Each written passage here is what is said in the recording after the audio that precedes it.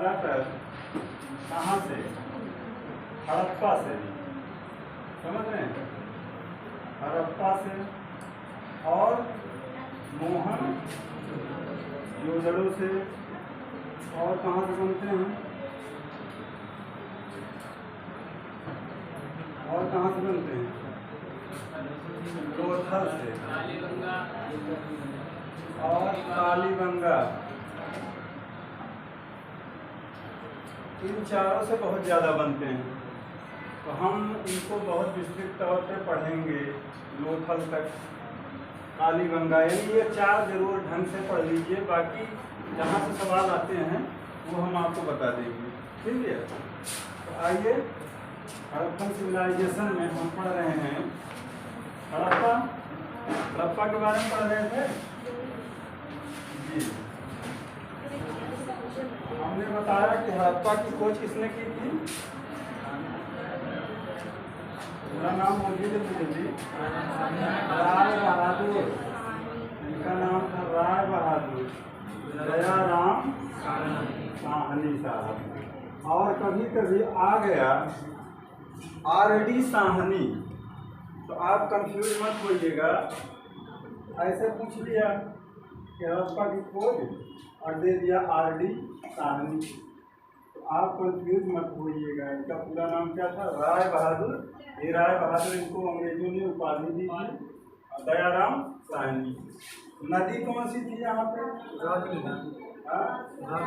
रावी नदी का कौन सा तट था? बायां तट। एक बार पूछ लिया गया था दायां बायां।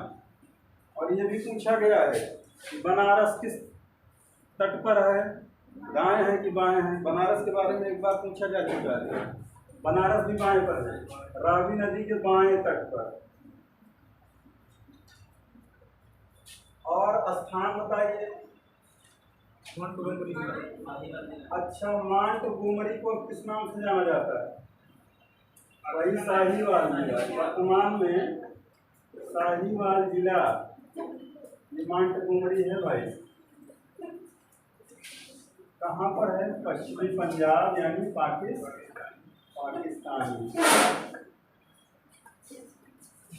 इतना हम लोग मोटा मोटा बताए थे। नदी हो गई। कहाँ, कब खुदाई करवाई इन्होंने? मन कार्य करवाया था 1921 में। और इसमें अगर पूछा जाए इस हड़प्पा के टीले के बारे में सर्वप्रथम जानकारी किसने दी थी? चार्ल्स मैसन को बता ही चुके हैं। हाँ, 1826 में चार्ल्स मैसन के द्वारा सर्वप्रथम इस टीले का उल्लेख किया गया था। चार्ल्स मैसन के द्वारा 1826 में हम लिख सकते हैं सर्वप्रथम जानकारी किसके द्वारा दी गई? 1826 में चार्ल्स मैसन के द्वारा। आगे हमने बताया था इसमें मिला क्या क्या था। जो मिले थे यही सवाल पूछा जाता है, क्या मिला? यानी अवशेष लिख सकते हो या क्या मिला। आगे से लिखते जाइए। हमने बताया था कि दो टीले थे, एक नगर टीला, एक दुर्ग टीला, यानी पूर्वी और पश्चिमी टीला। ये बता दिए थे आपको। 6-6 की 2 पंक्तियों वाले 12 कक्षों वाला अन्नागार भी, यहाँ भी अन्नागार मिला है। 6-6 की पंक्तियों वाला। कुछ दिन पढ़ाए थे तो ज़्यादातर लोग आए रहे होंगे, क्यों? कुछ लोग नए हैं क्या?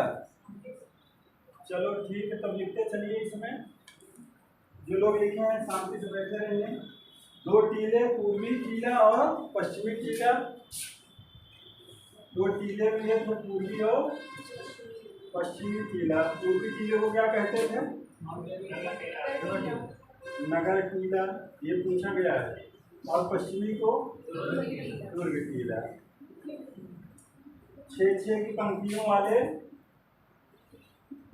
6-6 की पंक्तियों वाले क्या मिले हैं? 12 कक्षों वाला अन्नागार। जो लोग लिखे हैं वो पूछिए। कक्षों वाला अन्नागार एक बार फिर से रिवाइज भी हो जा रहा है। 12 कक्षों वाला अन्नागार इसका क्षेत्रफल कितना था? 2745 वर्ग मीटर। क्षेत्रफल 35 था। हाँ 3500 2745। हाँ। सामान्य आवास क्षेत्र के दक्षिण में एक कब्रिस्तान मिला है। दक्षिण में कब्रिस्तान मिला है जिसका नाम क्या दिया गया है?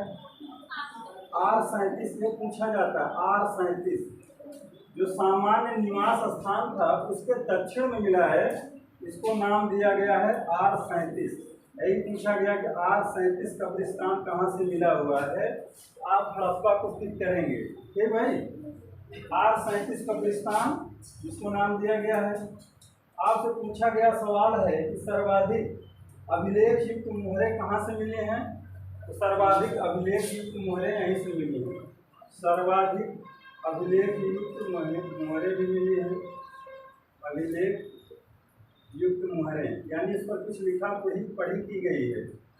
मोहरे हड़प्पा से मिली हैं। सर्वाधिक अभिलेख युक्त मोहरे 2 कमरे वाले बैरक जो मजदूरों के लिए बनाए गए थे।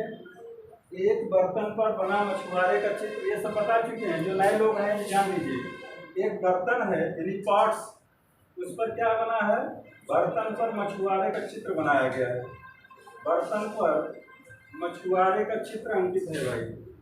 मछुआरे का चित्र, मछुआरे का चित्र कहाँ से मिला है? हड़प्पा से।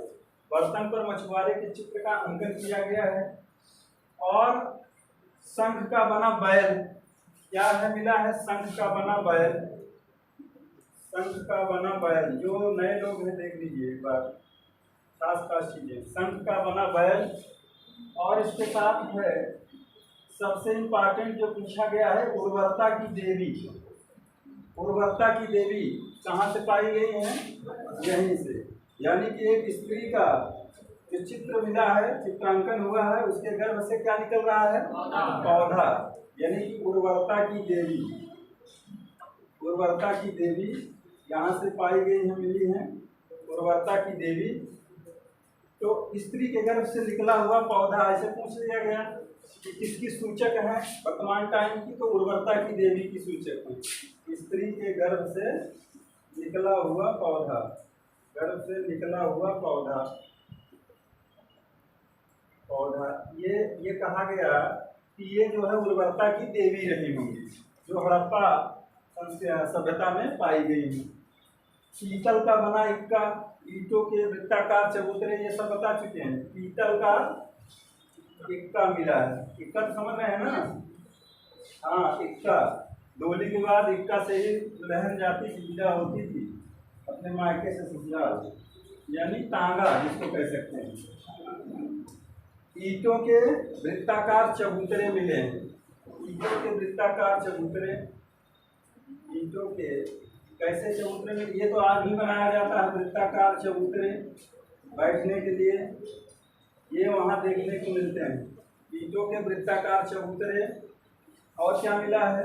गेहूं जौ के दानों के अवशेष, इंपॉर्टेंट में लगाइएगा। गेहूं और जौ के दानों के अवशेष, हाँ दानों के अवशेष जो, या भूसी कह सकते हैं, जले हुए दाने हैं इनके, जले हुए दाने। गेहूं और जौ दानों के अवशेष प्राप्त हुए हैं, जो जले हैं या इनकी भूसी के रूप में प्राप्त हुआ है। जले गेहूं जौ दाने के अवशेष। और देखिए किले के बाहर जो है कुछ भवन मिले हैं, जो कर्मचारी का आवास या दस्तकारी का मंच कहा जा सकता है। या कुछ लोग कहते हैं, कुछ पुरातत्व कहते हैं कि ये फैले हुए अन्नागार के अवशेष रहे होंगे, इनसे अनुमान लगाया गया है। और सबसे देखिए 1946 में हमने बताया था, यहाँ पर मार्टिमर व्हीलर ने खुदाई की थी। 1946 में मार्टिमर व्हीलर ने क्या पाया था? 57 समाधान पाए। व्हीलर, मार्टिमर व्हीलर को 57 समाधान मिले थे। और इनके जो है शव दफनाने का आइडिया क्या रहा है, व्यवस्थाएं क्या रही हैं? उत्तर दक्षिण, इस तरह के समाधान इनको मिले हैं, जिसका सिर किधर है? उत्तर, और पैर किधर है? दक्षिण साइड में। तो हम लगता है कि यहाँ जो पुराने लोग रहे होंगे उनको याद हो गया होगा काफ़ी चीज़ें। हाँ, उत्तर दक्षिण दफनाए जाने का साक्ष्य किसको मिला है?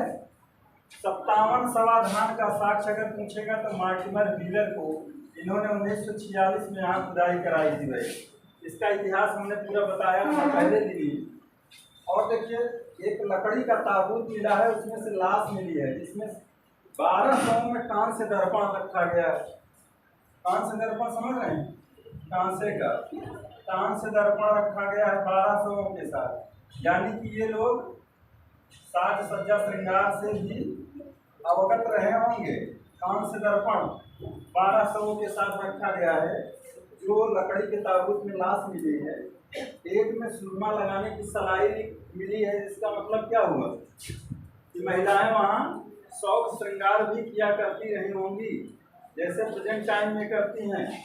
तो 12 जो समाधान मिले हैं, तो लकड़ी के ताबूत के जो समाधान मिले हैं, लकड़ी के ताबूत अपने हिसाब से लिख लीजिएगा, कुछ चीज़ें बताई जाती हैं लिखाई नहीं जाती। लकड़ी के ताबूत में बंद जो समाधान मिले हैं उसमें 1200 में कांस्य दर्पण और एक में सुरमा लगाने की सलाई मिली है, एक में सीपी का चम्मच मिला है, कुछ हमने से पत्थर के फलक और ब्लेड में मिले हैं।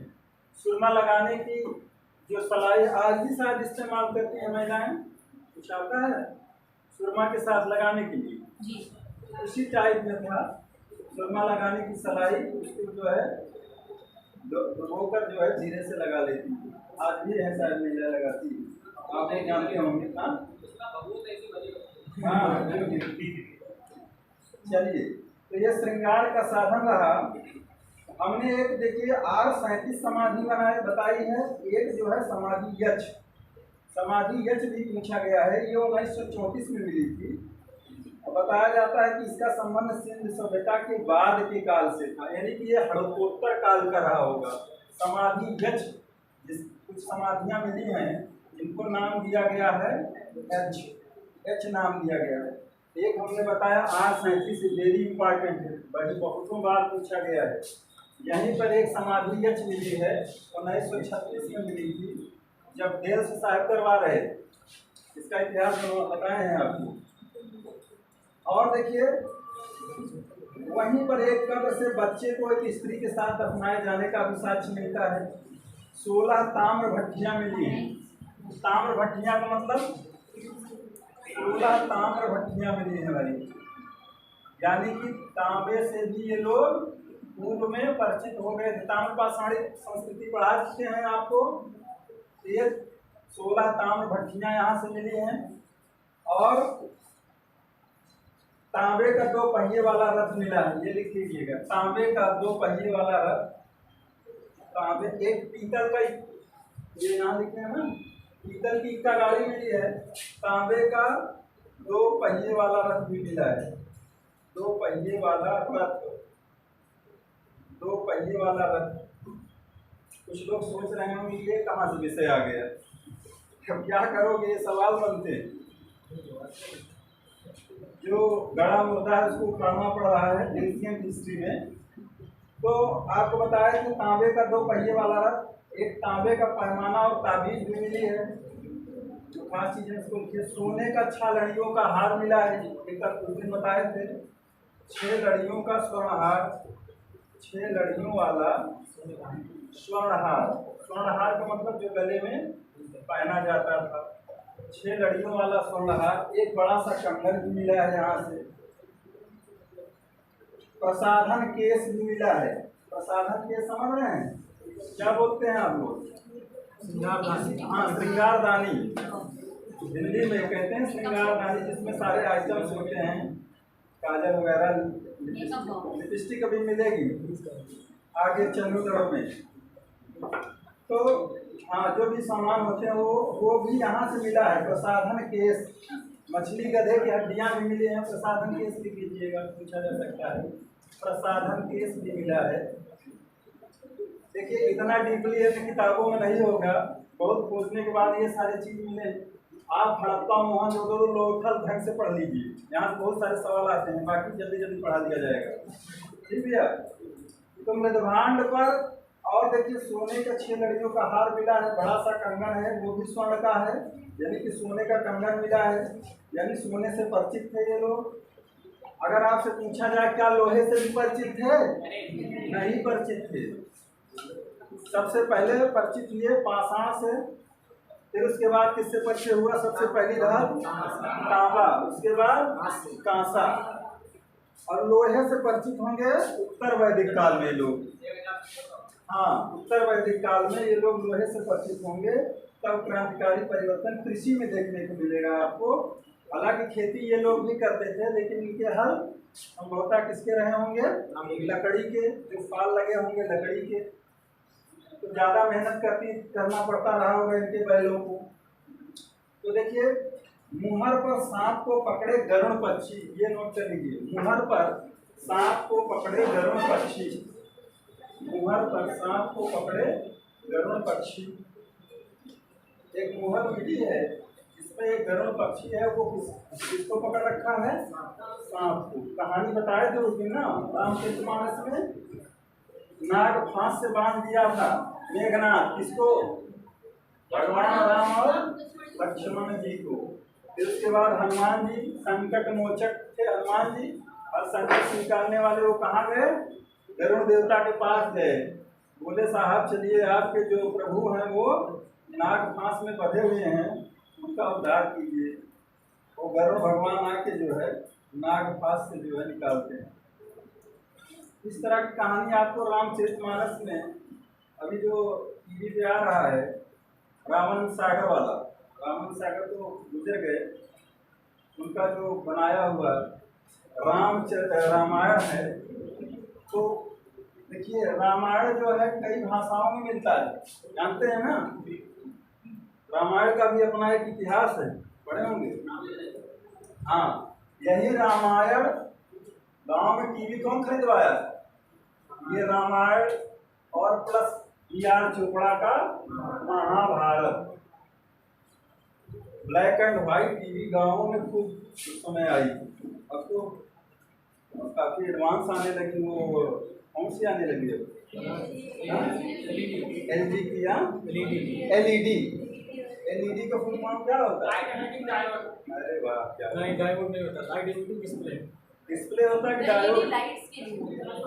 लाइट्स के लिए LED लाइट। हाँ, तो रामायण महाभारत में आपको बता रहे थे कि टीवी बहुत खरीदे लोग। उस समय जो है किसी के घर आदमी, हम खुद जाते थे दूसरे के घर देखने, क्योंकि हमारे घर नहीं हुआ करती थी। हमको याद आता है संडे को जो है, हाँ अच्छा, संडे के दिन ऐसा लगता था कि भारत पाकिस्तान को मैच आ रहा है। हर जगह जो है जहाँ लगा रहे रामायण, लोग खड़े होकर देखा करते थे। तो टीवी का जो है प्रचलन गाँव में इसी रामायण की वजह से हुआ था। रामायण महाभारत में कृष्णा आया, तमाम सारे ऐतिहासिक धारावाहिकों की वजह से।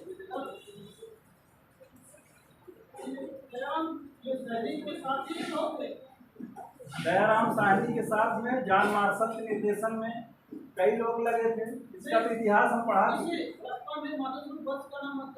हाँ, तो बताए तो थे माधव स्वरूप वत्स वगैरह, उनके बाद में वो आते हैं देश। हाँ, इसमें कई लोगों को इतिहास पढ़ाए, तो फिर से कहिए हम रिपीट करें, आप नहीं आए थे शायद। 1826 से लेकर हम 46 तक बताए, 1946 तक बहुत सारे लोग खुदाई करवाए से जुड़े हुए लोग हैं, तो हम ये अब इस पर आ गए हैं। कुछ लोग पीछे लिखे हैं, तो आप उनसे लेकर देख लीजिएगा। इस तरह के सवाल बनते हैं। देखिए भाई साहब ने पकड़ा, इनके साथ और कौन से लोग जुड़े थे हड़प्पा की खुदाई में, इसीलिए हमने पूरा इतिहास बताया था। राखाल दास से कनिंघम से लेकर जॉन मार्शल तक, व्हीलर तक, पीछे आप पलटेंगे तो मारेंगे, हम लिखवा दिए। चलिए, हमने बताया कि मुहर पर सांप को पकड़े गरुड़ पक्षी, और एक जो मिला है खरगोश पकड़े हुए कुत्ता भी दिखाया गया है। लिख लिए, खरगोश को पकड़े हुए कुत्ता, यानी कि खरगोश का शिकार कौन कर रहा है? पकड़े हुए कुत्ता। ये भी एक मुहर पर दर्शाया गया है, गरुड़ पक्षी द्वारा सबको पकड़े हुए और खरगोश। पकड़े हुए कुत्ता, जाल के साथ मछुआरा, आपको बता ही दिए। मृदभांड पर दूध पिलाती हिरणी, ये भी है। मृदभांड पर, मृदभांड समझ रहे हैं ना, हाँ, पर दूध पिलाती हिरणी, ये चित्रों का भी अंकन किया गया है। देखिए इस तरह के सवाल बहुत मूल आईएएस में ही पूछे जाएंगे, पीसीएस में भी बहुत रेयर में इतना कुछ पूछा जाता है, इसलिए हम बता रहे हैं आपको। जैसे देखिए वो भाई साहब पकड़ रखे थे कि जो है माधव सरोवर वगैरह इसमें ढेर सब जुड़े थे। मृदभांड पर दूध पिलाती हिरणी, तो क्योंकि देखिए जो सिविल की परीक्षाएं होती हैं वो वहाँ से सोचना शुरू करते हैं जहाँ आप नहीं पहुँच पाए रहेंगे, इसलिए कुछ छोड़ना नहीं चाहिए। खास करके हड़प्पा, मोहनजोदड़ो और लोथल, ये धुआंधार पढ़ लीजिए। तो मृदभांड पर दूध पिलाती हिरणी, जाल के साथ मछुआरा, मिट्टी की बनी टोकरी का एकमात्र साक्ष्य हड़प्पा से मिला है भाई। मिट्टी की बनी टोकरी, मिट्टी की बनी टोकरी का एकमात्र साक्ष्य हड़प्पा से, जो टोकरी मिली है का एकमात्र साक्ष्य वो हड़प्पा से प्राप्त होता है। मिट्टी की बनी टोकरी, टोकरी समझते होंगे आप लोग जी, बास्केट। मिट्टी की बनी टोकरी का एकमात्र साक्ष्य हड़प्पा से प्राप्त हुआ है। हिरण पर आक्रमण करते हुए कुत्ते की पीतल की मूर्ति मिली है। हिरण पर आक्रमण कर रहा है एक जो है, हिरण पर आक्रमण करते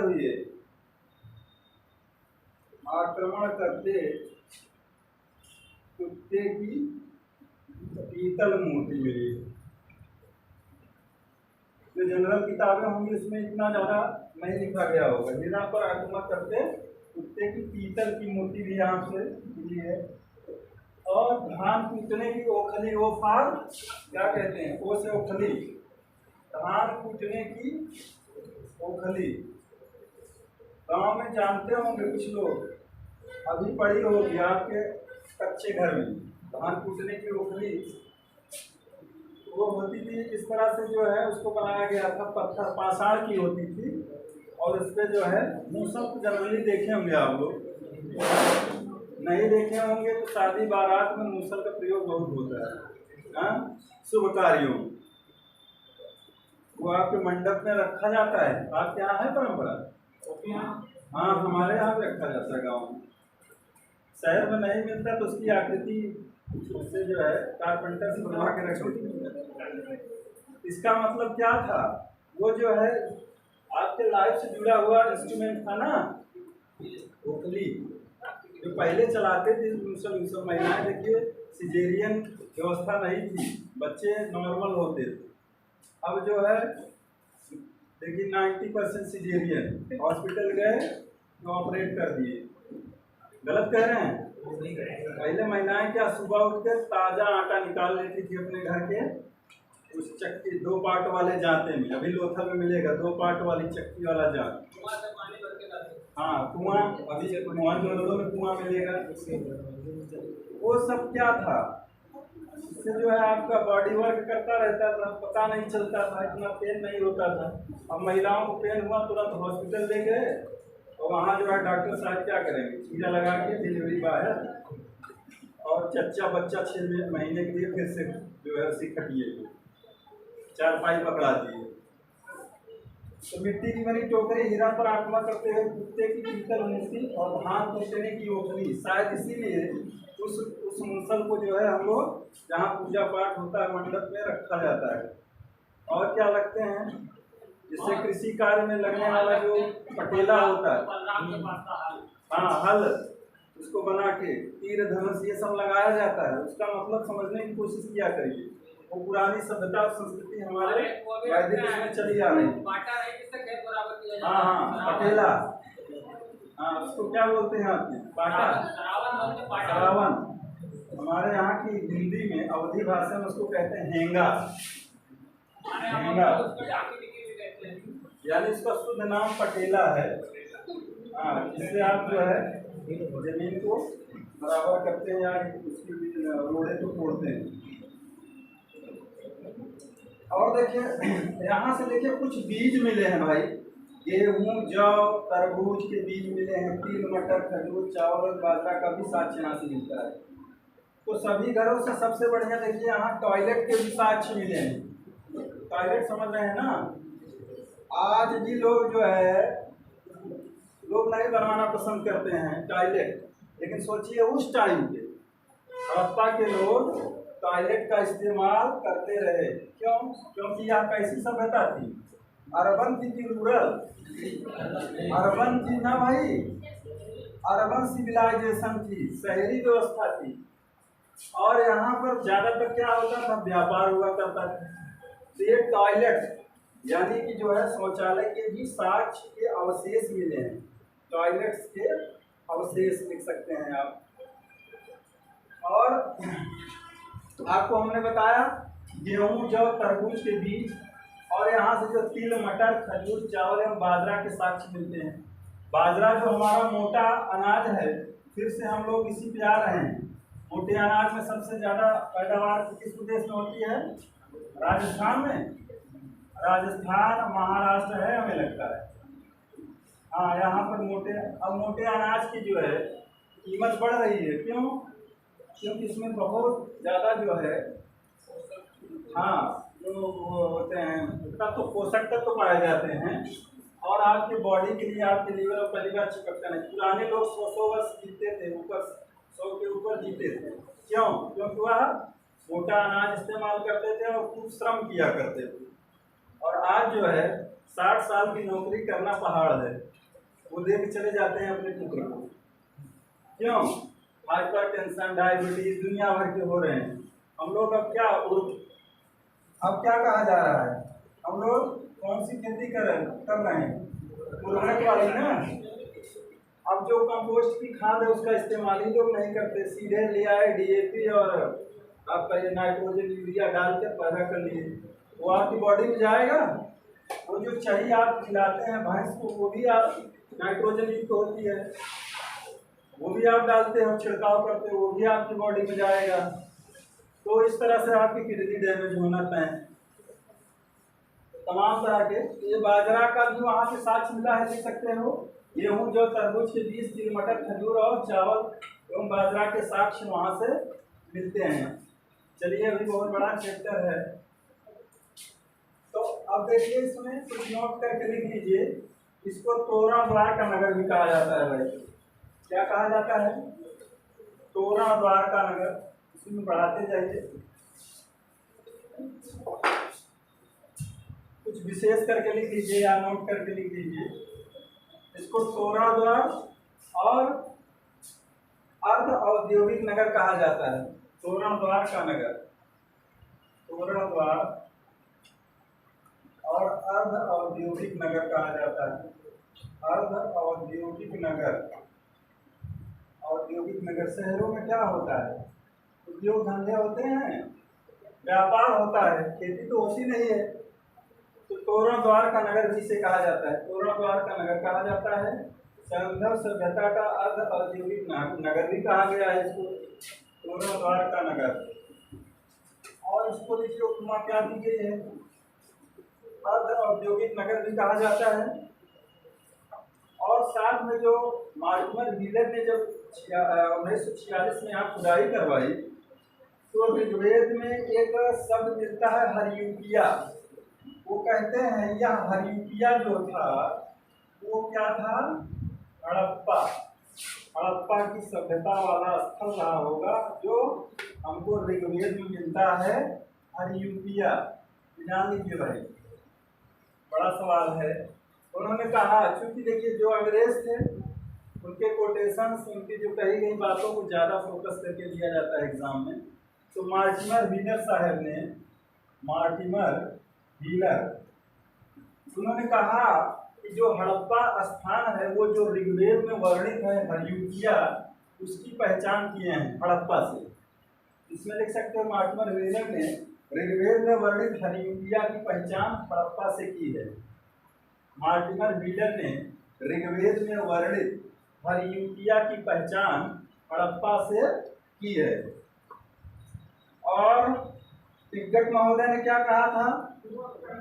जुड़वा राजधानी, ये तो हम बहुत पहले बताए आपको। पिंगट महोदय कह रहे हैं कि हड़प्पा और मोहनजोदड़ो ये क्या थी, आपस में जुड़वा राजधानी थी।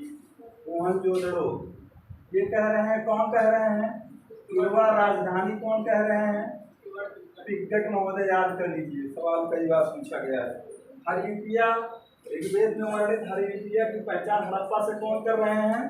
मार्टिमर व्हीलर महोदय। जुड़वा राजधानी का दर्जा कौन दे रहे हैं? पिंगट महोदय। हाँ,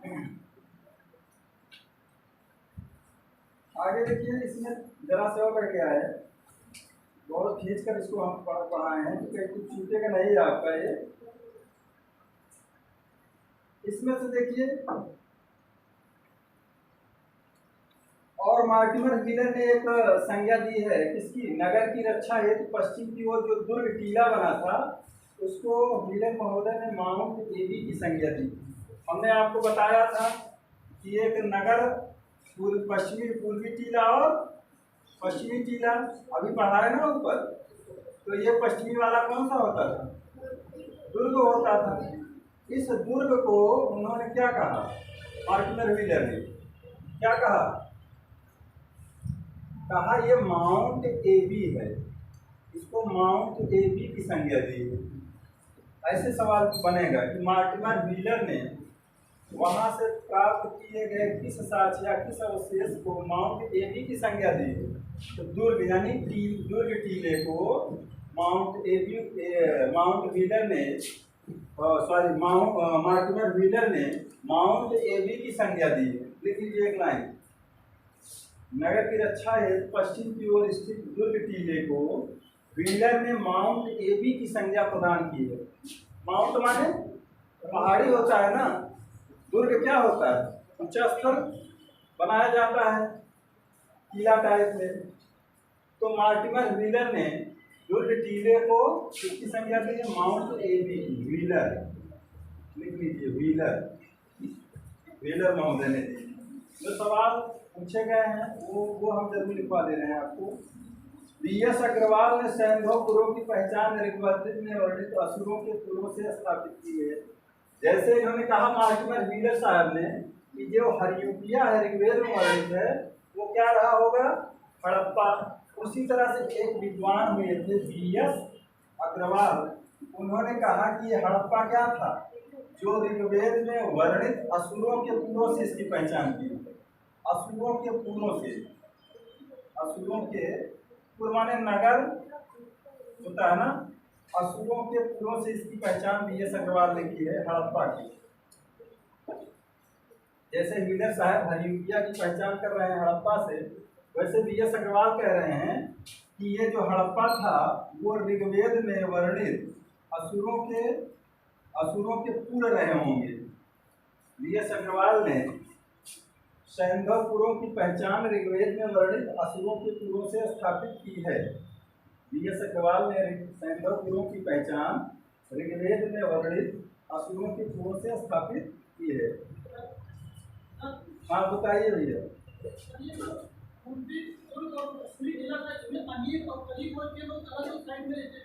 हाँ देखिए, वही अभी पढ़ाए तो आपको, जो पश्चिम की तरफ नगर टीला था वहाँ कुछ मजदूरों के बैरक भी मिले, कुछ आप कह तो रहे हैं, लेकिन वहाँ पर मजदूरों के आवास मिले हैं। क्या कह रहे हैं आप? ये नगर टीला था सम्भ्रांत लोगों का, यही कह रहे हैं ना? पश्चिमी टीला था, उसमें शायद संभवतः अमीर लोग रहा करते थे दुर्ग टीले की तरफ। अच्छा, और हाँ तो ये पूर्वी टीले में आप बता रहे हैं, दुर्ग टीले में क्या रहते थे हम? गरीब लोग।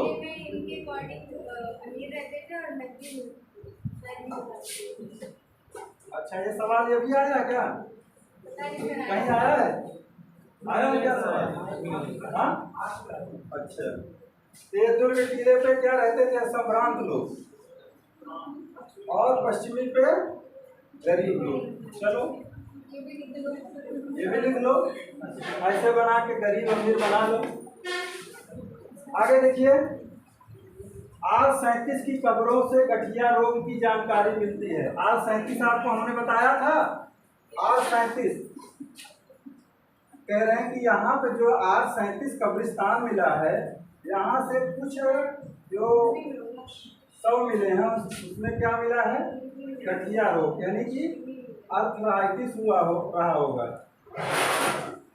अर्थराइटिस रोग हुआ रहा इनके। जब टेस्ट किया गया तो इनके गांठ में कौन से रोगी मिले, गठिया रोग की पहचान की गई शवों से। और देखिए आगे एक और मिली है कहानियों वाली कलश मिला है, जो चालाक लोमड़ी और प्यासे कौवे की कहानी मिलती है। ये जो है एक जो है कलश पर इसका चित्रण किया गया है, चालाक लोमड़ी और प्यासे कौवे का चित्र बनाया गया है। किस पर बनाया गया है, एक कलश पर। एक कलश समझ रहे हैं ना, मृदभांड, उस पर जो है प्यासे कौवे और चालाक लोमड़ी की कहानियां दर्शाई गई हैं। चालाक लोमड़ी और प्यासे कौवे की कहानियां हड़प्पा के कलशों पर चित्रित किया गया है। नोट कर लीजिए, हड़प्पा के कलशों पर चालाक लोमड़ी और प्यासे कौवे की कहानियां चित्रित की गई। और देखिए तमाम मृण मूर्तियाँ भी मिली हैं, मछली की, कछुआ, घड़ियाल, इन सब की मृण मूर्तियाँ भी मिलती हैं। सवाल बहुत नहीं पूछा गया है इस पर। अगर देखिए देखा जाए तो यहाँ सबसे ज्यादा जो है मूर्तियाँ किसकी मिलती हैं, पशुओं की। अगर पूछा जाए तो सबसे ज्यादा जो मृण मूर्तियाँ मिली हैं वो किसकी मिली हैं, पशुओं की मिली हैं भाई। सबसे ज्यादा मृण मूर्तियाँ पशुओं की मिली। किसकी मिली हैं, पशुओं की, हड़प्पा में।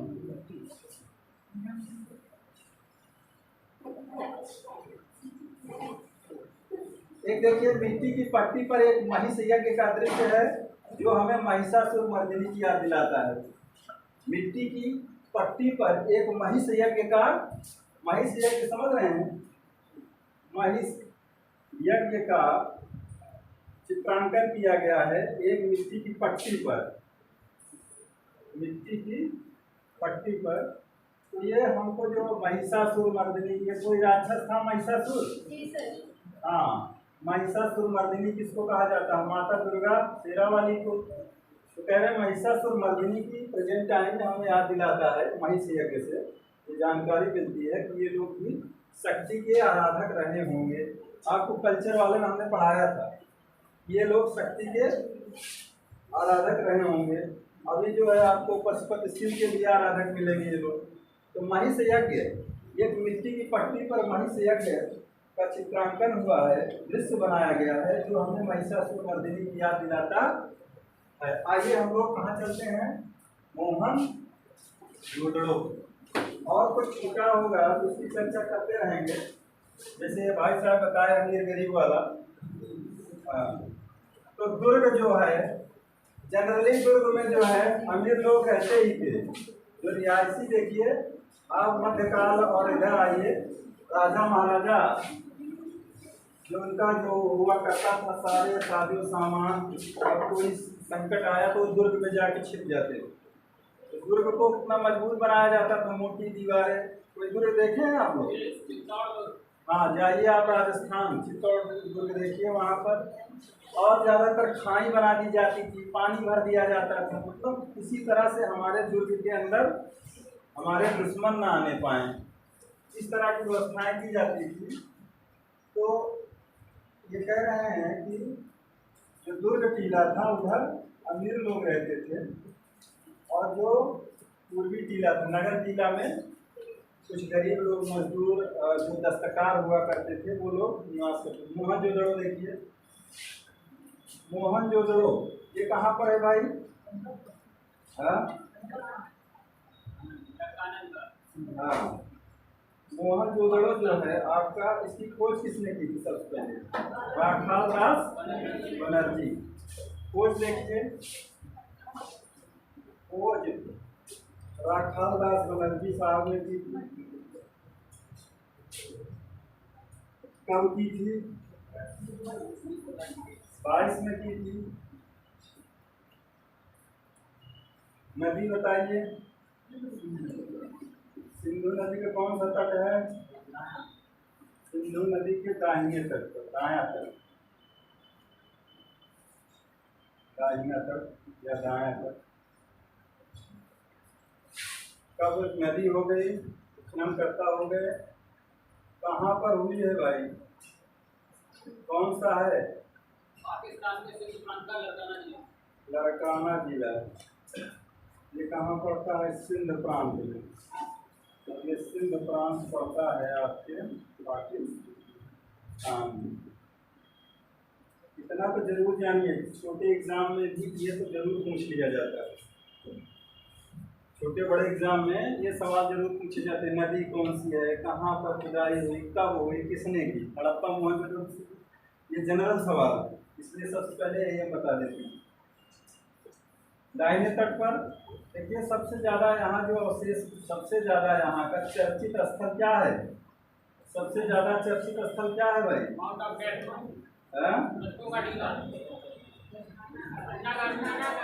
जलाशय, इसका तो जलाशय है, विशाल जलाशय। अवशेष में लिख लीजिए, आगे लिखते चलिए, इसी में बोलते रहते हैं, लिख लीजिए।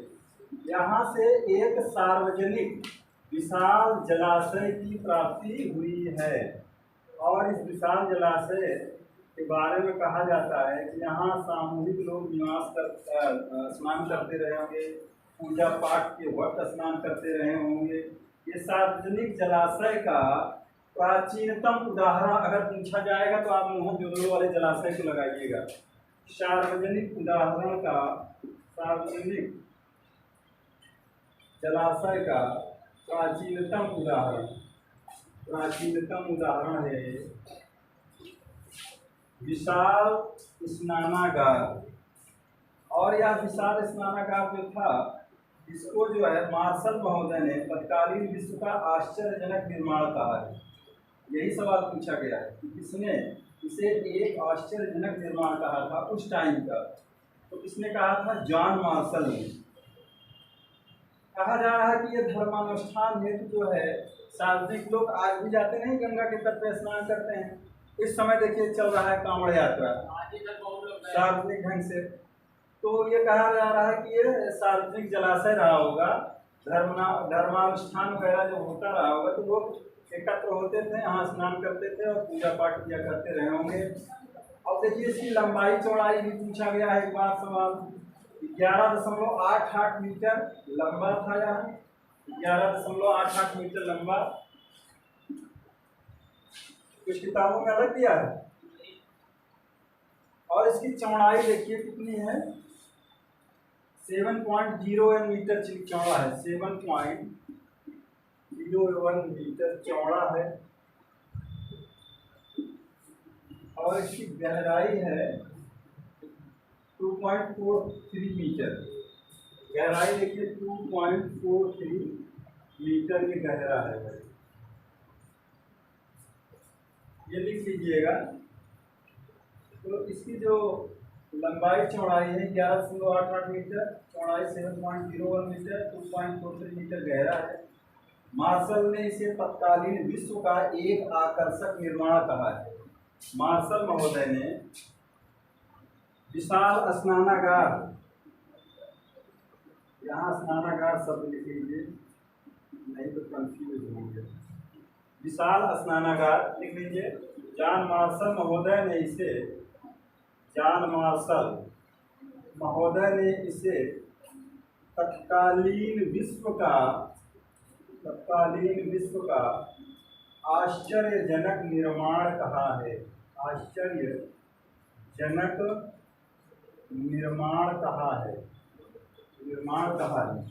जॉन मार्शल तत्कालीन विश्व का, डबल इन्वर्टेड कामा में लिख लीजिएगा वहीं स्टार बना के, तत्कालीन विश्व का एक आश्चर्यजनक निर्माण कहा है।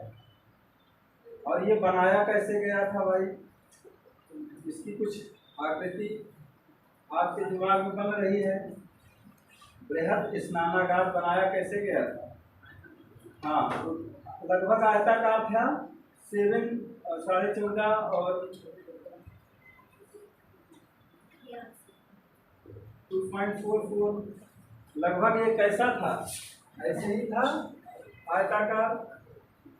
और यहाँ सीढ़ियाँ पूछा गया ना एक बार, सीढ़ियाँ किस दिशा में रही होंगी? हाँ, आपके हिसाब से उत्तर दक्षिण कौन होगा? ये होगा ना, ये हो जाएगा पूर्व पश्चिम। बगल में कुआं था। और इसकी कहानी क्या है इसमें देखिए, हाँ, जल निकासी की व्यवस्था इधर से थी, जल निकासी की व्यवस्था, जल निकासी। और इसमें क्या बनाया गया था? 2 दरवाजे बनाए गए, उत्तर साइड में भी और दक्षिण साइड में भी। 3 दरवाजे थे लगभग, यहाँ से और एक यहाँ से था। कुछ इस तरह की आकृति थी विशाल स्नानागार की।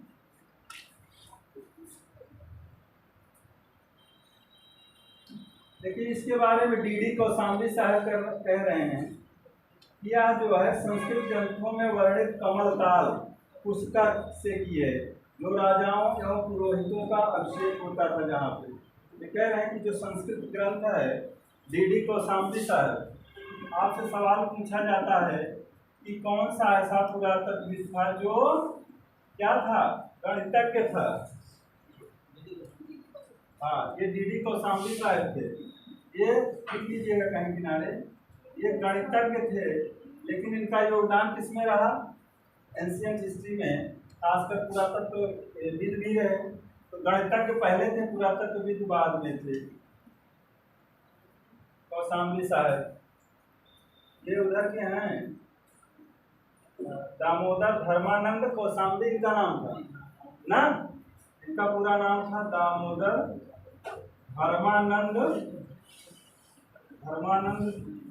धर्मानंद कौशाम्बी।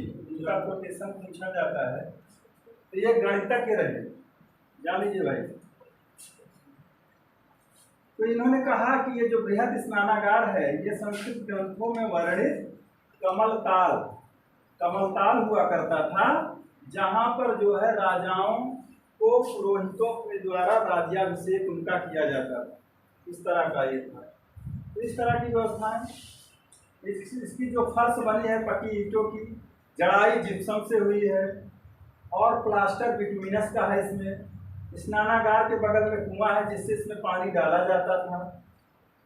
ये इसका मोटा मोटा जो है इतिहास है। तो ये विशाल स्नानागार या बृहद स्नानागार, ये खूब सवाल पूछा जाता है, कहाँ से मिला था? मोहनजोदड़ो से। तो इसके बारे में देखिए, जॉन मार्शल ने तत्कालीन विश्व का आश्चर्यजनक निर्माण कहा इसको, और डी कौशाम्बी ने कहा, क्या कहा कि यह कमल ताल रहा होगा, पुष्कर तड़ाग जिसमें कमल खिलते रहे होंगे, और उसमें जो है राजाओं को पुरोहितों के द्वारा राज्याभिषेक किया जाता रहा होगा। ये डी कौशाम्बी साहब कह रहे हैं, जो एक गणितज्ञ भी थे। आगे देखिए, इसमें बहुत सारी जो इम्पोर्टेंट चीजें हैं, मोहनजोदड़ो और हड़प्पा से भाई बहुत सारे सवाल बनते हैं। अब देखिए, यहाँ जो सड़कें मिली हैं उत्तर दक्षिण और पूरब पश्चिम में, सड़कें कैसी हैं? उत्तर दक्षिण और पूरब पश्चिम। इसको मिटा दे रहे हैं, इधर बना दे रहे हैं। और वो कैसी हैं? समकोण पर काट रही हैं, यानी कि 90 डिग्री के कोण पर जा रही हैं। जैसे ऐसे ऐसे बनाई गई हैं भाई। फिर यहाँ बीच में बस्ती रही हो, फिर ऐसे ऐसे हैं, ऐसे ऐसे। कहने का मतलब यह है कि उत्तर दक्षिण एवं पूरब पश्चिम की ओर जाने वाली समानांतर सड़कों का जाल बिछा था। ऐसे ऐसे नहीं कि ऐसे ऐसे जो गांव की सड़कें होती हैं ऐसे ऐसे सर्किलाकार बनाई गई ना, ये व्यवस्थित ढंग से बसाया गया था। जैसे चंडीगढ़ आपका बसाया गया है, किसने बसाया था चंडीगढ़? कर्बूसियर ने, हाँ कर्बूसियर, हाँ आपको मॉडर्न हिस्ट्री पढ़ाया जाएगा। तो वो व्यवस्थित नगर को बसाया गया था कि कहाँ पर जो है कैसे सड़कें, कूड़ादान कैसे रहेगा और पेयजल की व्यवस्था की लाइन, सब मतलब पूर्व निर्धारित शहर बसाया गया था। अब सोचिए उस टाइम से कर्बूसियर साहब जब बसाए रहे होंगे तो इतनी बड़ी कल्पना किए थे। आज लोग जो है जहाँ जिसको जमीन मिल रही है वहीं बना के खड़ा कर दे रहा है मकान। फिर इसके बाद जल निकासी की समस्या, और इस समस्या से देखिए ये लोग इतने एडवांस रहे, नाली अभी आपको पढ़ाएंगे, रोड सब व्यवस्थित ढंग से बना रखते थे। तो इसमें देखिए उत्तर दक्षिण पूर्व पश्चिम की ओर जाने वाली समानांतर सड़कों का जाल बिछाया गया था। और क्या था, पश्चिमी भाग में यहाँ पर क्या था, दुर्ग टीला को स्तूप टीला कहा गया है, क्योंकि कुषाण शासक कनिष्क ने एक स्तूप का निर्माण करवाया था। इसीलिए जो है पहले इसी स्तूप को ही खोजने लोग गए थे ना, राखलदास बनारसी, आपको बताया था इतिहास में। इसी की खोज में गए तो मोहनजोदड़ो जैसी सभ्यता मिल गई। ब्रंटन बिंदु वहाँ पर ईंट निकाल रहे थे रेलवे की लाइन बिछाने के लिए, ठीक, वहाँ पर इनके अवशेष मिले थे, ये सब बता चुके हैं पहले पूर्व क्लास में। तो देखिए यहाँ पर पश्चिमी भाग में जो स्थित दुर्ग टीला था इसको स्तूप टीला भी कहा गया, क्योंकि इसी टीले की तरफ जो कुषाण शासक कनिष्क का स्तूप मिला है, इसीलिए इसको स्तूप टीला की संज्ञा दी गई है। और स्तूप ये दुर्ग टीला किधर होता था, पश्चिम की तरफ, हाँ जहाँ सम्रांत लोग रहते थे पश्चिम की तरफ। और इसी पश्चिम की तरफ इन कनिष्क के स्तूप की जो है खोज करने गए, इसकी खुदाई करने राखालदास बनर्जी वगैरह, तो इनको ये मिल गया मोहनजोदड़ो, इस सभ्यता यहाँ प्रकाश में आ गई। इसीलिए देखिए आपसे सवाल पूछा जाता है कि स्तूप टीला क्यों कहा जाता है, वहाँ पर देखिए दुर्ग टीला कहा गया था। जो यहाँ पर जो दुर्ग यानी टीला मिला है उसको स्तूप टीला इसीलिए कहा जाता है, इधर जो कनिष्क का स्तूप था इसी वजह से इसको स्तूप टीला कहा जाता है। ये जान लीजिए स्तूप टीला कहा गया है क्योंकि कुषाण शासक कनिष्क ने एक स्तूप का इधर निर्माण करवा रखा है।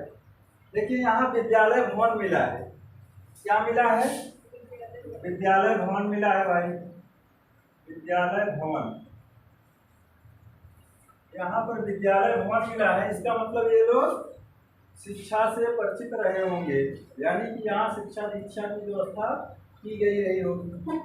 कांसे की नृत्यरत नारी की मूर्ति, कैसी मूर्ति मिली है, कांसे की, आपके जो है उसमें बना होता है, देखिए कमर पे जो है चूड़ी यहाँ तक है और कमर पे एक साइड पे हाथ रखी हुई है, देखे हैं, हाँ एनसीईआरटी की या जो भी प्राचीन इतिहास की किताब लेंगे ये नृत्य नारी की मूर्ति आपको देखने को मिलेगा। इसका मतलब वह डांसिंग मुद्रा में है। तो ये सवाल कई बार पूछा गया है, ये हर कांसे की नृत्यरत नारी की मूर्ति लिख सकते हो, कांसे की यानी कांस्य की, कांसे की किस अवस्था में है, नृत्यरत नारी मूर्ति। ये बहुतों बार पूछा गया है भाई, कहाँ से मिली है, मोहनजोदड़ो से, कांस्य की है। पुजारी योगी की मूर्ति मिली है, पुजारी योगी की मूर्ति मिली है भाई, पुजारी यानी या योगी की मूर्ति मिली है, योगी की मूर्ति। कैसे माना गया कि ये योगी की मूर्ति होगी, बताओ। जैसे आजकल पुजारी कुछ धारण करते हैं ऐसे टिकटिया वाहन वस्त्र, इस तरह से ऐसे ऐसे करके लपेट लेते हैं, जनेऊ छाप, इस तरह से वह जो है टिकटिया अलंकरण की है। जैसे कभी कभी नहीं देखिए हमारे प्रधानमंत्री साहब की फोटो आती है, कहीं जाते हैं पूजा पाठ करने तो इस तरह से लपेट लेते हैं साल, इस तरह का ये जो है पुजारी योगी की मूर्ति मिली है, टिकटिया अलंकरण युक्त है जो है। और देखिए नारी की जो नृत्य नारी की मूर्ति मिली है, पुजारी योगी की मूर्ति मिली है, एक पशुपतिनाथ शिव की मूर्ति मिली है। ये बहुत सवाल दागा जाता है, पशुपतिनाथ शिव की मूर्ति मिली है। पशुपतिनाथ शिव की मूर्ति मिली है, शिव मूर्ति। अभी इस पर और चर्चा करेंगे, पहले लिख लीजिए। पशुपतिनाथ शिव की मूर्ति मिली है। कुंभकारों के 6 भट्ठे मिले हैं। इसका मतलब यहाँ पर कुंभकारी हुआ करके मृदभांड वगैरह बनाए ही जाते थे, जिस पर जो है मिट्टी के पॉट्स बर्तन बनते हैं। कुंभकारों के 6 भट्ठे यानी भट्टियां मिली,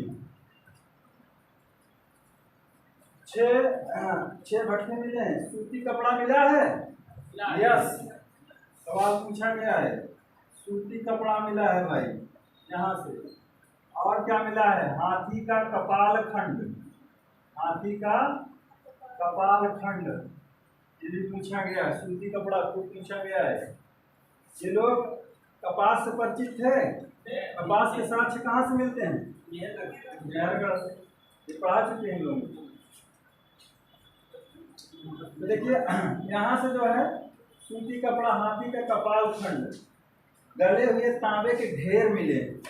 एक वो ऐसे तांबे के ढेर मिले हैं जो गले गलाए हैं। गले हुए तांबे के ढेर, गले हुए तांबे के ढेर की प्राप्ति हुई है यहाँ से, गले हुए तांबे के ढेर। और सीपी की पटरी मिली है, सीपी की पटरी समझ रहे हैं ना? हाँ, सीपी की पटरी मिली है। अंतिम स्तर पर बिखरे हुए एवं कुएं से प्राप्त नरकंकाल मिले हैं। अंतिम स्तर पर बिखरे हुए एवं कुएं से मिले नरकंकाल का क्या मतलब होगा? कुछ विद्वानों ने यह आशंका जताई कि सैंधव सभ्यता का विनाश कैसे हुआ था?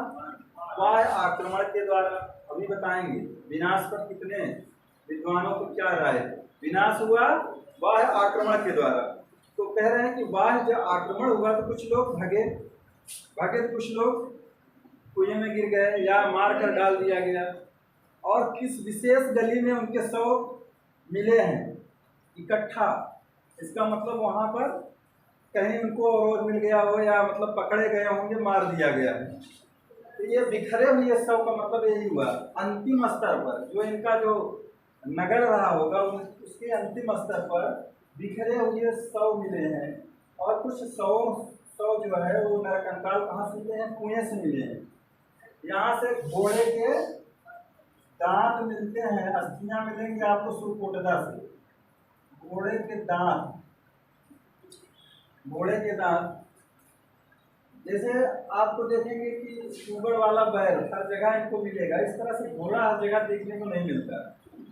पालतू पशु रहा होगा लेकिन उतना परिचित नहीं थे जितना कुगड़ वाले। वह जो है पूजनीय भी था और उससे बहुत ज़्यादा परिचित भी थे। कैसा? ये डील वाला, कुछ जो डील निकली होती है सांड की। आजकल वो जो आते हैं बरेली, हाँ वो नहीं, अरे आजकल जो सांड है बिना डील वाले आपको दिखाई देंगे ज़्यादातर। ऐसा क्यों? क्योंकि नस्ल का परिवर्तन किया गया है, नस्ल सुधार किया गया है ना। अरे वो कौन सी नस्ल बोली जाती गाय? अब साहीवाल को देखने में जो साहीवाल गाय होती है उसके जो बछड़े होंगे उसमें खूब डील होता है। अब जो ये सुअर वाला जीन डाला गया है, ये कौन सी गाय है जो ज़्यादा देखने को मिलती है? देसी गाय? अरे नहीं भाई, तो क्या कहते हैं गाँव में, क्या बोलते हैं? जर्सी कहते हैं, जर्सी गाय। जर्सी गाय देखिए उसमें आपको सुअर का लुक दिखेगा। जर्सी गाय को देखिए, सुअर के जीन को भी इसमें बताते हैं कि डाला गया है। देखिए उसी की तरह कान आपको देखने को मिलेंगे और जो उसके सांड होंगे उनमें डील नहीं होगी, सुअर छाप सांड होंगे, वो तो बहुत मजबूत है और दूध देती है। नस्ल सुधार के बाद ऐसा आया ना।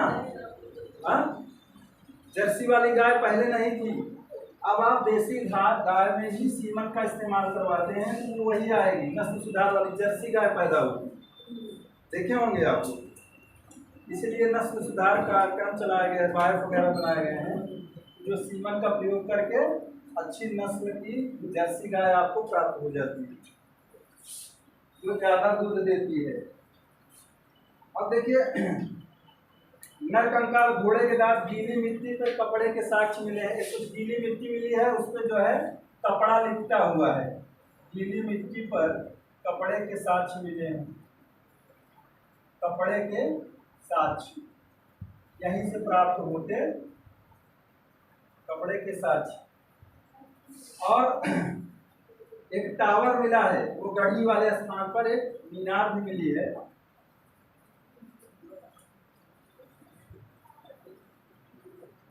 एक चांदी की मुहर मिली है भाई, चांदी की मुहर, उस पर क्या अंकन है? चांदी की मुहर, चांदी की जो मुहर मिली है उस पर किसका अंकन है? एक श्रृंगी, जो एक सींग वाला क्या होता है?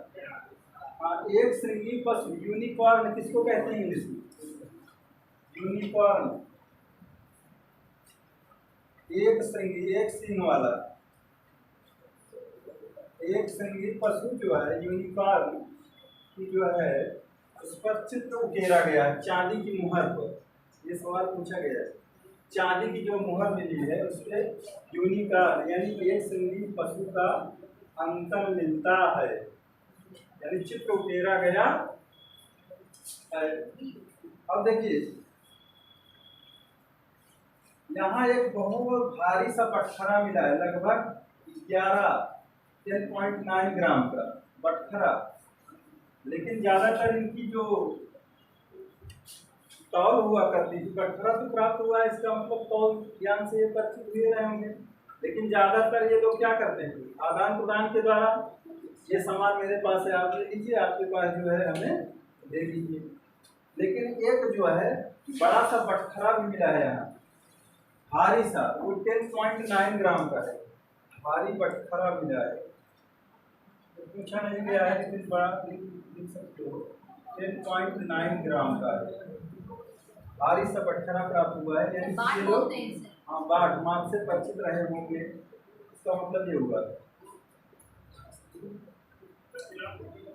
देखिए वस्त्र निर्माण का प्राचीनतम प्रमाण भी यहाँ से मिलता है, बुने हुए कपड़े का विश्व में प्राचीनतम साक्ष्य। आपको हमने बताया कि जो है कपास की खेती का प्राचीनतम उदाहरण कहाँ देखने को मिलता है? मेहरगढ़। वो कहाँ पर है? मेहरगढ़ कहाँ है? बलूचिस्तान, पाकिस्तान में। और वहाँ से इसकी दूरी है कि नहीं? मोहनजोदड़ो की दूरी काफी है, यह सिंध प्रांत में। बलूचिस्तान आपका लगा हुआ किधर से है? अफगानिस्तान, भारत की सीमा से, और इसमें काफी दूरी है। फिर भी यहाँ पर जो है सूती कपड़े, बुने हुए कपड़े के साथ देखने को मिलते हैं, यानी सूती कपड़े। वस्त्र निर्माण का प्राचीनतम प्रमाण लिख सकते हो, वस्त्र निर्माण का प्राचीनतम प्रमाण मोहनजोदड़ो से, वस्त्र निर्माण का प्राचीनतम प्रमाण। चला जाए कर देंगे। तो देखिए चांदी का प्राचीनतम साक्ष्य भी हमने आपको बताया, चांदी का कलश मिला है यहाँ से। और देखिए जो यहाँ से सबसे बढ़िया चीज मिली है, मलेरिया रोग और रॉक फॉल्टिंग का प्राचीनतम साक्ष्य।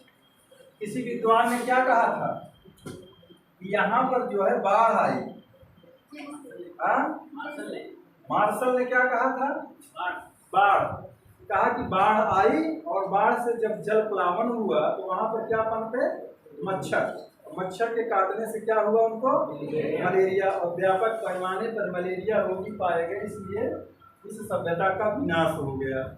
तो मलेरिया रोग का भी यहाँ प्रमाण, रोगी का भी यहाँ प्रमाण साक्ष्य देखने को मिलता है। मलेरिया रोग का प्राचीनतम साक्ष्य लिख लीजिए, मलेरिया रोग का प्राचीनतम साक्ष्य मोहनजोदड़ो से। मलेरिया रोगी यहाँ से मिले हैं। हड़प्पा वाले में अर्थराइटिस वाले की जो 100 मिले हैं उनको गठिया रोग हुआ था। आगे देखिए, और सबसे बढ़िया देखिए भाई, एक मुहर पर सुमेरियन नामों का चित्रांकन हुआ है। इसका मतलब क्या हुआ? कहा हाँ, इसको क्या कहा गया है कि सुमेरियन सभ्यता की यह समकालीन सभ्यता रही होगी। पिछले क्लास में पढ़ाए थे, किसने कहा था? एक बार बताइए। तो यहाँ पर जो है सुमेरियन नावों का चित्र भी देखने को मिला है, यानी कि मेसोपोटामिया पिछली सभ्यता के आसपास की यह सभ्यता रही होगी और वहाँ से इनका क्या चलता रहा होगा, व्यापार और वाणिज्य। ये मोस्ट इम्पॉर्टेंट, इसको लिख लीजिए, सुमेरियन नावों का चित्रांकन किया गया है।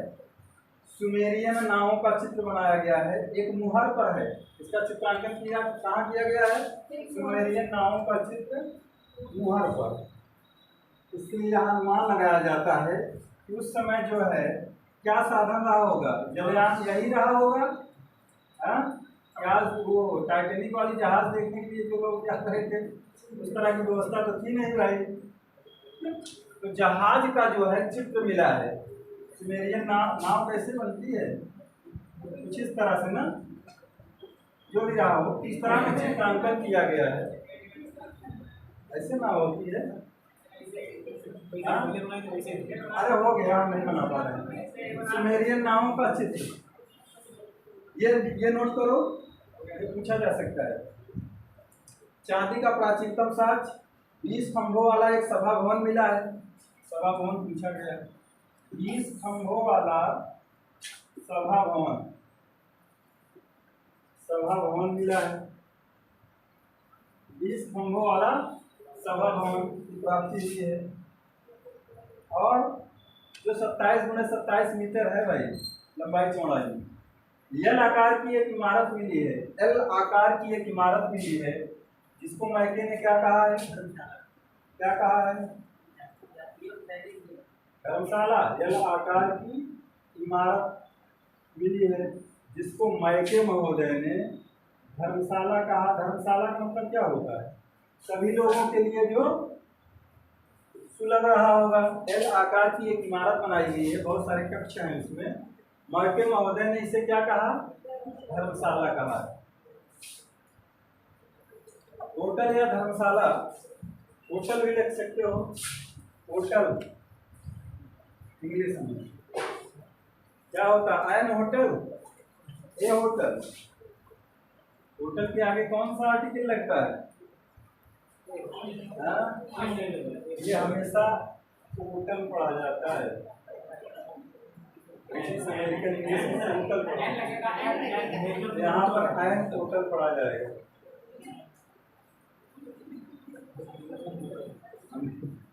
आगे भाई अंग्रेजी भी तो आती है, फ्री में आती नहीं है, साइट वाले पेपर में।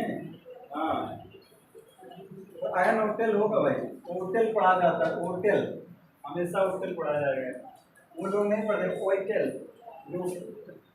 उनकी जुबान क्या होती है, फंसती है ना।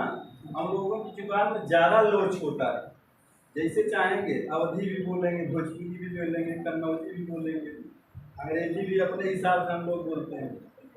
हमको तो समझ में नहीं आता जब वो लोग बोलते रहते हैं, वहाँ के राष्ट्रपति वगैरह, जो ब्रिटिश और अमेरिकन इंग्लिश बोली जाती है। हाँ, वो लोग देखिए, आप जो है कोई साहित्य का विद्यार्थी है, जो पुरानी पोएम्स आप देखेंगे जॉन डन वगैरह की, तो उसमें डच को क्या लिखा गया है, डच। इसी तरह से तमाम ऐसे वर्ड हैं जो ब्रिटिश उस पुरानी इंग्लिश रही होगी, अब उसका यहाँ पर देखिए परिवर्तन देखने को मिलता है। बहुत सारे अंग्रेजी के शब्द कहाँ चले गए हैं, हिंदी में चले गए हैं। लालटेन, और उसकी हिंदी आपको पता ही नहीं होगी, लालटेन, लैंटर्न। रेलवे स्टेशन पर काउंट जो अंग्रेजों ने बनवाया था, तो काउंट करते हैं, तो वहाँ की रेलवे स्टेशन का पुराना नाम था, उसको काउंट क्या बोलते हैं, काउंट। काउंट। ध्यान से देखिएगा, हाँ, काउंट को मैंने काउंट किया, चेंजेस मिले। तो इस तरह के जो है, चलिए अपने उसमें आगे लेके पहुँचेगा। तो वाटर प्रूफिंग का प्रथम उदाहरण इस पर हमने बताया, एक मुद्रा पर एक व्यक्ति 2 बाघों से लड़ रहा है। इस तरह के सवाल नोट करिए तो पूछे जा सकते हैं। एक मुद्रा पर एक मुद्रा मिली है, यानी कि मुहर, एक मुद्रा पर एक व्यक्ति द्वारा 2 बाघों से लड़ रहा है। दो बाघों से लड़ते हुए दिखाया गया है, दो बाघों से लड़ते हुए दिखाया गया है। एक मुद्रा पर एक व्यक्ति है, वह दो बाघों के साथ लड़ रहा है। जैसे जो है दुष्यंत और शकुंतला की कहानी में नहीं, वो भरत का चित्रांकन किया गया है। भरत जो है किससे खेल रहा है? शेर से। उसके उन्होंने हाथ डाला है, बताते हैं उसके नाम से भारत देश का नाम भारत पड़ा, भरत के नाम से भारत पड़ा। तमाम सारी बातें मिलती हैं कि भारत देश का नाम भारत कैसे पड़ा, तमाम कहानियाँ मिलती हैं। एक मुहर पर, एक मुद्रा पर एक व्यक्ति दो बाघों के साथ लड़ रहा है और एक मुहर पर 7 लोग एक कतार में खड़े हैं। इसका मतलब क्या हुआ? एक मुहर पर 7 लोग यानी 7 सन्यासी एक कतार में खड़े हैं। कल्चर में पढ़ाए थे, हाँ खड़े हैं। इसका क्या मतलब हुआ? यह जो सप्तर्षि की कहानी मिलती है, सप्तऋषियों की जो कहानी मिलती है उसका द्योतक कह रहे हैं। ये जो लाइन में 7 लोग खड़े हैं वो कौन है? सप्तऋषि रहे होंगे, जिनका जो कार्तिकेय भगवान का जो सप्तऋषियों के द्वारा हुआ था ना उनका जन्म, इसकी कहानी पढ़े देखे होंगे। धारावाहिक भी आ रहा था, शिव करके आ रहा था, शिव का, और पहले आता था, हमने देखा था। हाँ, उसमें दिखाया गया सप्तऋषियों का। ये कह रहे हैं, कुछ लोग कहते हैं जो 7 तारे टिमटिमाते रहते हैं नजदीक, वो क्या है? सप्तऋषि हैं। ये कल्चर में हम पढ़ाए थे। तो कह रहे हैं कि एक मोहर पर 7 लोग एक कतार में खड़े हैं, ये सप्तऋषियों के द्योतक हैं। ये कह रहे हैं कि ये सप्तऋषि रहे होंगे। या 7 सप्तमात्री का प्राचीनतम उदाहरण यहाँ देखने को मिलता है, सप्तऋषि या सप्तमात्री। अब ये जेंट्स हैं, महिला है, ये बहुत कंफर्म नहीं हो पाया है। तो ये कह रहे हैं कि ये हो सकते हैं जो हमारी साहित्य या कहानियों में, वेद पुराण में देखने को मिलते हैं। इसका भी ये उदाहरण देखने को मिलता है। और देखिए यहाँ पर क्या मिला? चमकीले धूसर मृदभांड। चमकीले धूसर मृदभांड का मतलब उस पर ग्लेजिंग की गई, ओकारी की गई है।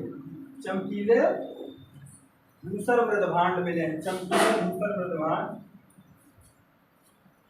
चमकीले धूसर मृदभांड, यानी इस पर ग्लेजिंग की गई, ओकारी की गई है, ऊपर से कांच के समान ओकारी की गई है। और यहाँ से देखिए, निर्माण कार्य में लकड़ी के सहतीरों का प्रयोग करते थे, जैसा कि मेसोपोटामिया में प्रचलित था। लकड़ी के सहतीरों का लोग प्रयोग करते थे। तो ऐसा मेसोपोटामिया में भी देखने को मिलता है। इसीलिए लोग कहते हैं कि यह जो सभ्यता रही किसके नज़दीक है? सुमेरियन सभ्यता की, मेसोपोटामियन सभ्यता की। कुंभकारों की बस्ती, मृतकों की गली, अभी आपको बता चुके हैं, ये सब मिल चुका है। यहाँ बड़ी संख्या में कुओं की प्राप्ति हुई है। यहाँ कुएं बहुत मिले हैं भाई, लगभग 2000 घरों में कितने कुएं मिले हैं? 700 कुएं मिले हैं। घरों के अंदर कुएं पाए गए हैं। बहुत एडवांस थे ये लोग, यदि प्रथा भी रही होगी। ऐसा कहा जाता है कि घर के अंदर जो है 200 गृहों पर 700 कुएं देखने को मिलते हैं। 2000 गृहों पर लगभग 700 कुएं खोदे गए थे। तो ये कुओं का प्राचीनतम उदाहरण यहाँ देखने को मिलता है। बड़ी संख्या में कुओं की प्राप्ति भी हुई है। और देखिए, कांसे की कुल्हाड़ी मिली है। यहाँ से कांस्य कुल्हाड़ी, ताम्र कुठार, लिखते जाइए इसमें, कांस्य कुल्हाड़ी, कांस्य कुल्हाड़ी, कांस्य कुल्हाड़ी, ताम्र कुठार, कुठार समझ रहे हो ना, गड़ासा, ताम्र कुठार, ताम्र कुठार, कांस्य कुल्हाड़ी, सलाका युक्त तलवारें भी मिली हैं। हाथी दांत पर बनी पुरुष आकृति, सलाका युक्त तलवारें।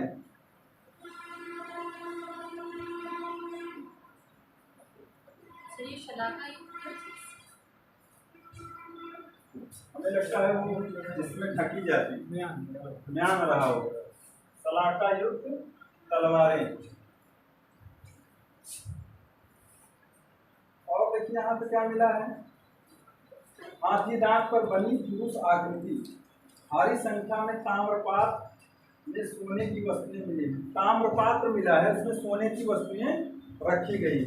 भारी संख्या में ताम्रपात्र में सोने की वस्तुएं, स्वर्ण वस्तुएं यहाँ से मिली हुई है। भारी संख्या में ताम्रपात्र में स्वर्ण वस्तुएं रखी गई हैं। हाथी दांत पर बनी पुरुष आकृति मिली है। इसका व्यापार होता था ना, हाथी दांत पर उकेरा गया है, पर बनी पुरुष आकृति, इसका व्यापार ये लोग बताया जाता है कि अन्य सभ्यताओं के साथ जो व्यापार करते थे उसमें मोर या जो खाने पीने की वस्तुएं होती थी, मसाले होते थे, हाथी दांत पर बनी हुई आकृतियां होती थी, उसका ये लोग निर्यात किया करते थे। ये भी मिला है भाई। भारी संख्या में ताम्रपात्र में स्वर्ण की वस्तुएं मिली हैं। खिड़की, दरवाजे, बहुमंजिला इमारतें, पुरोहित आवास आपको बता चुके हैं, पुरोहित आवास बता चुके हैं। पुरोहित का आवास मिला है, पुरोहित मतलब पुजारी, पुरोहित आवास अलग से रहा होगा। विद्यालय भवन भी मिला है।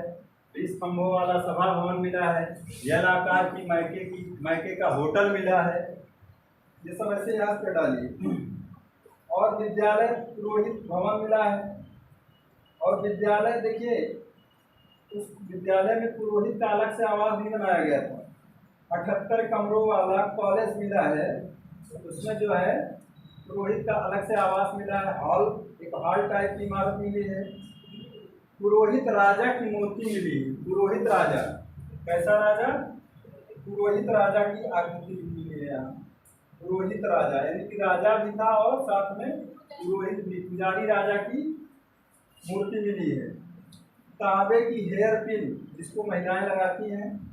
हाथी दांत का फूलदान, ये देख सकते हो, वो दान लिख लीजिए। हाथी दांत का फूलदान, हाथी दांत का फूलदान,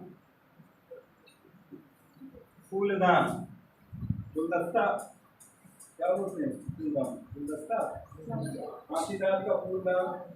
8 कक्षों वाला स्नानागार भी अलग से मिला है यहाँ पर। कीलदार अभिलेख, कान की बाली, 2 सिर वाली मूर्तियाँ मिली हैं। ये सारी बहुत सारी चीज़ें यहाँ से मिली हैं, लेकिन जो सवाल बन सकते हैं वो हम आपको टच करने की कोशिश की। देखिए, आपसे पूछा जाएगा कि किस क्षेत्र से कांस्य मूर्ति मिली है, किस क्षेत्र से और किसको मिली थी, ये पूछा गया था सवाल। किसको मिली थी? अर्नेस्ट मैके को। किसी किताब में मार्शल मिलता है, लेकिन हमें जो मिला है अर्नेस्ट मैके को। वो जो कांस्य मूर्ति हमने बताया, पूछा गया एक बात सवाल है कि किस क्षेत्र से मिली है। HR क्षेत्र नाम दिया गया है आर्कियोलॉजिस्ट के द्वारा। यहाँ से मैके महोदय को क्या मिली है? नृत्यरत कांस्य मूर्ति। जहाँ लिखे हो वहीं पे लिख लीजिए, आगे बढ़ा। HR क्षेत्र से मिली थी। अर्नेस्ट मैके को मिली थी जितेंद्र, अर्नेस्ट मैके को।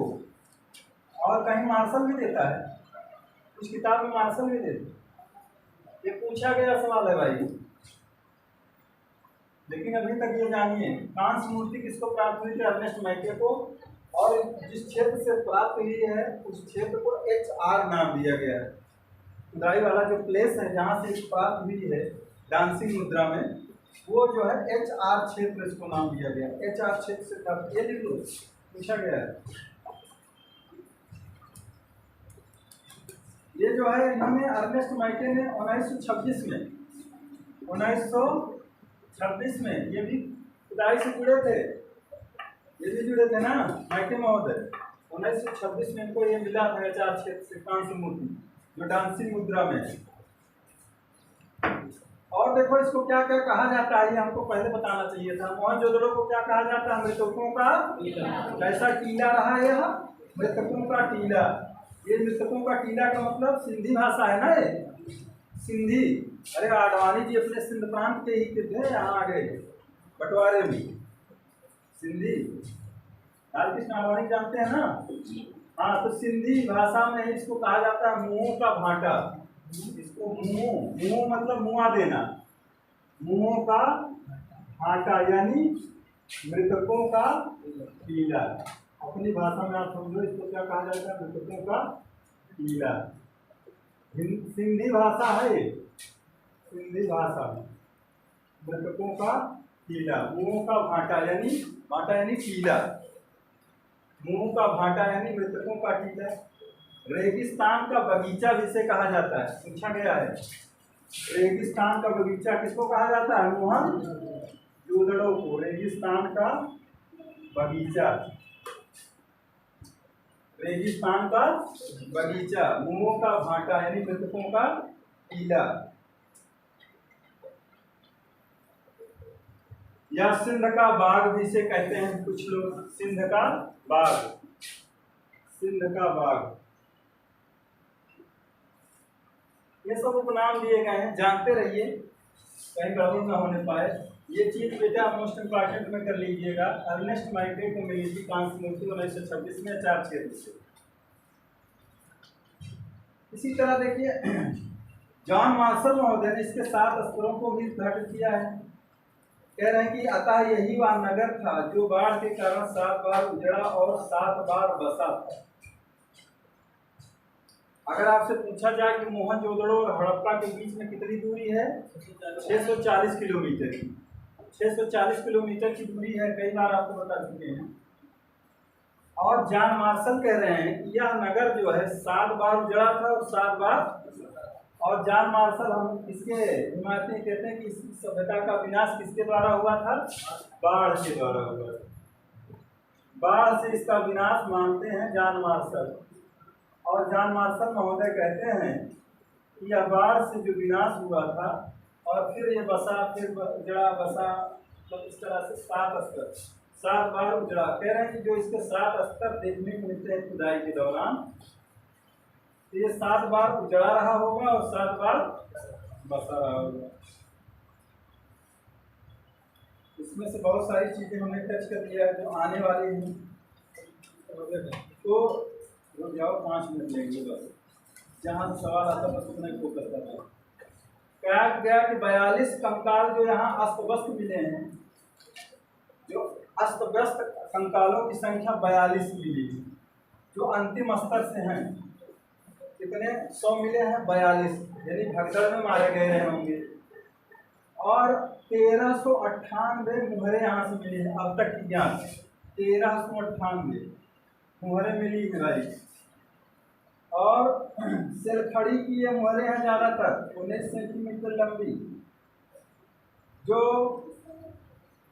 पुरोहित का एक धड़ मिला है, ऊपर जो सिर नहीं है, सिर्फ धड़ है, ये भी छपा रहता है आपके उसमें। उसकी लंबाई कितनी है? 19 सेंटीमीटर, यानी कि धड़ मात्र धड़ मिला है।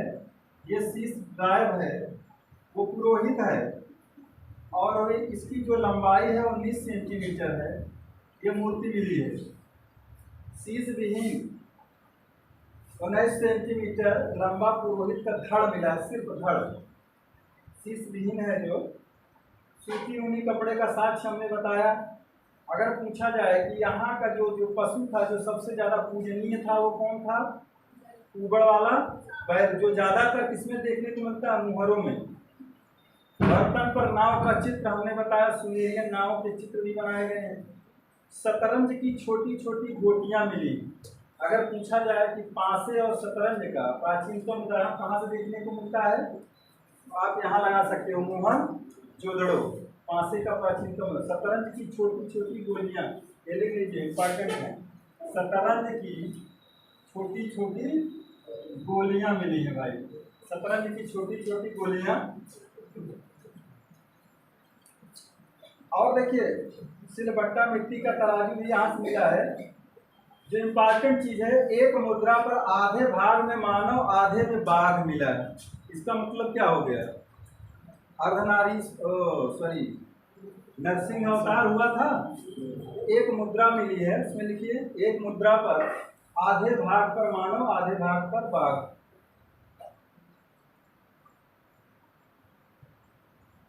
तो हंटर महोदय कह रहे हैं कि मोहनजोदड़ो की जो व्यवस्था थी यहाँ आंशिक और पूर्ण समाधान होता था। कैसा समाधान होता था? जो 100 को या तो पूर्ण समाधान होता था या आंशिक। आंशिक तो मतलब समझ रहे हैं, 100 को छोड़ दिया जाता था। खा पी लो, जो बाहरी चील कौए गिद्ध हैं खा पी लेते थे, तब उनका समाधान किया जाता था। और एक पूर्ण समाधान मिलता है, एक आंशिक समाधान। और यहाँ मोहनजोदड़ो की जो शासन व्यवस्था थी, ये कह रहे हैं कि राजतंत्रात्मक नहीं थी, ये जनतंत्रात्मक थी। ये कौन से महोदय कह रहे हैं? हंटर महोदय। लिख लीजिए हंटर, आगे लिख लीजिए शासन व्यवस्था ये कैसी मानते हैं? जनतंत्रात्मक, यानी गणतंत्रात्मक, जैसे डेमोक्रेसी आज है। हंटर शासन जनतंत्रात्मक लिख लीजिए, बस इतना लिख लीजिए। हंटर शासन जनतंत्रात्मक मानते हैं, ये पूछा गया है। और देखिए यहाँ से जो खास चीज मिली है मोहनजोदड़ो से, एक मजीठा है, उससे लाल रंग के रंगे हुए कपड़े के अवशेष चांदी के बर्तन में पाए गए थे। मजीठा से लाल रंग में रंगे हुए कपड़े के अवशेष, लाल रंग में रंगे हुए, लाल रंग में रंगा कपड़ा मिला कहाँ है? चांदी के बर्तन से मिला है। कहाँ से मिला है? चांदी के बर्तन से। लाल रंग से रंगा कपड़ा चांदी के बर्तन से प्राप्त हुई है, चांदी के बर्तन से प्राप्त हुआ है। जालीदार अलंकरण युक्त मिट्टी का बर्तन मिला है। नर्तकी भेड़ा भैंसा की कांस्य मूर्तियां मिली है। नर्तकी भेड़ा भैंसा की कांस्य मूर्तियां, नर्तकी भेड़ा भैंसा की कांस्य मूर्तियां।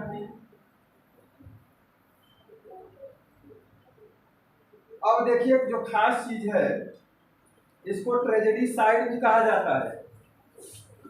क्यों? क्योंकि यहाँ पे कब्रिस्तान मिला है, हड़प्पा से कब्रिस्तान मिलता है। ध्यान देना, R37 और H समाधियां कहाँ से मिलती हैं?